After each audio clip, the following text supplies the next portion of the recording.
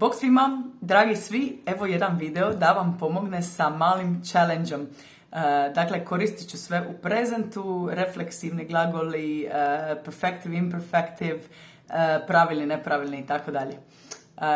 Ja sam Irena, ja sam iz Splita, ali sada živim u Dublinu, ne živim u Splitu. Kreiram materijale za samostalno učenje hrvatskog i podučavam 1 na 1. Ja sam jutarnji tip, pijem kavu svako jutro, popijem oko 1 ili 2 kave na dan, budim se rano, volim šetati, volim se baviti sportom i volim ići u Split i veselim se vašim videima i vašim porukama.